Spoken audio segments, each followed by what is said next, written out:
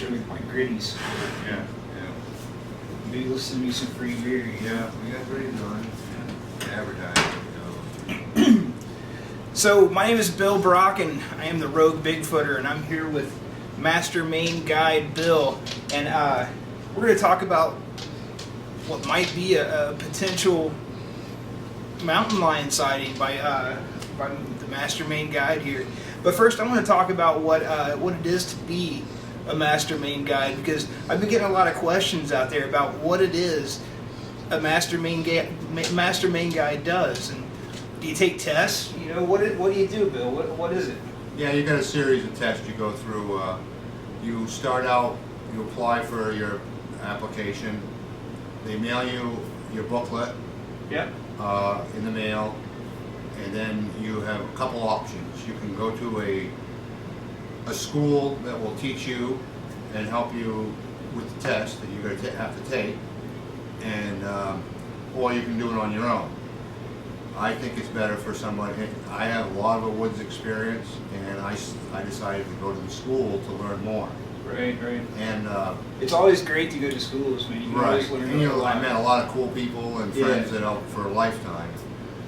So what you do is you have a written test. After the week of school, you'll sit down with the warden will come in, they'll hand out a test, and you got 3-4 hours, you sit there and you take the test. Right. Written.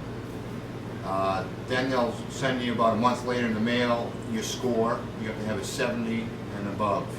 To pass the test. test. To pass the test. Okay, yeah. In lots of different categories. What is the test like mainly focus on? Is it just general questions about the woods? Well, it's going to decide what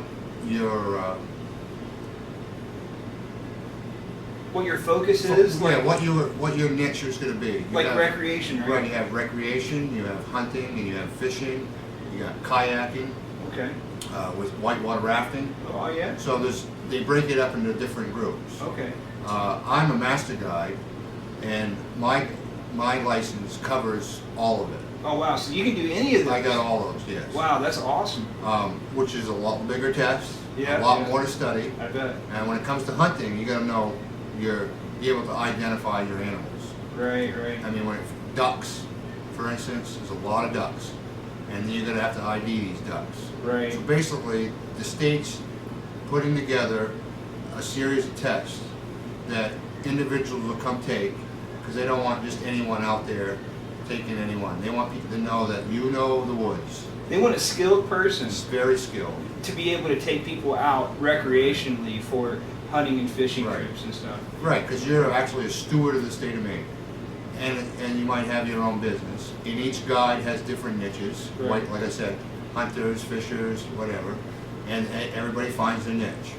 And it's important because these guys are in the woods all the time.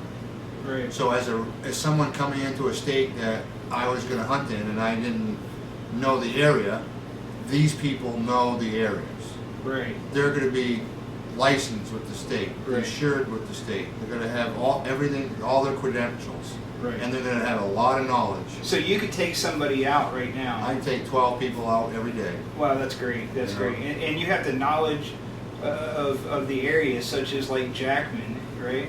Right, Yeah. Jackman. And Jackman happens to be where you might have seen a possible mountain lion, right? Yeah, correct. Maybe 5-6 years ago, we were hunting deer around Bald Mountain.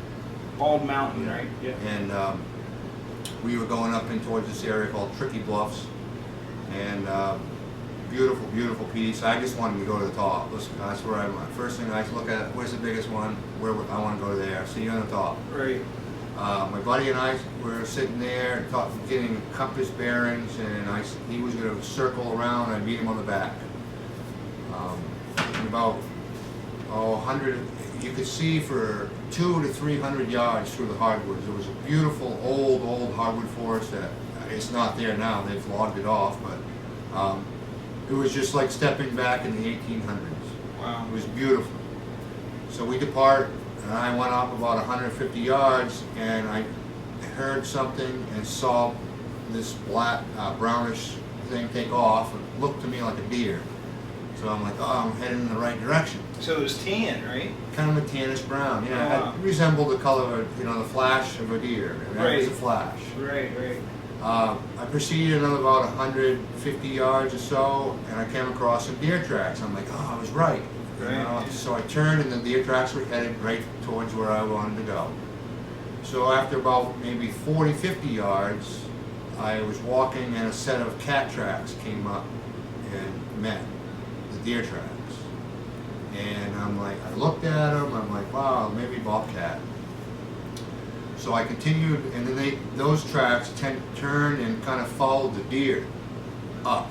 And they were all headed the same direction I was, up the top of the bluff. Right. As I proceeded up the bluffs, and each level got higher and more difficult, I noticed drag marks in the snow from his tail. From his tail, okay. Yeah. And So then you would see like two prints, and then the drag mark the in the drag center. from the tail where he went to go up over a log or something and Oh, wow. dragged his tail. And that's when I noticed, started to really take a look at his tracks. Yeah, that kind of rules out a lynx and a bobcat, obviously, you know. Well, the strides between it when he was going were bigger than a bobcat. Yeah. I mean, I have a cat dog, we cat hunt, and it just doesn't look like a bobcat tracks. Right. I got all the way to the top of the bluff, and I mean, I was out of breath, and my heart was pounding hard, and there was no way to get down over the back because it was like 600 feet drops. Wow. So I'm sitting there trying to catch my breath, drink some more Gatorades, and all of a sudden I had this feeling that came over me like I'm being watched by this cat. Yeah. And I could feel it, that it was right there. Now, I didn't want to take cat will turn, if you get it cornered it. It'll attack you, man. There's definitely reports of mountain lions attacking. Right, and I didn't want to be The pushing. next report. That's why I said, you know what? But Bill, that would have confirmed mountain lions in Maine, right. man. You know, we could have guy gets had the killed by- confirmation right there. That was it. We had our chance, Yeah, man. I didn't want to be on the bad All right. bad I end of don't the stick blame you. there.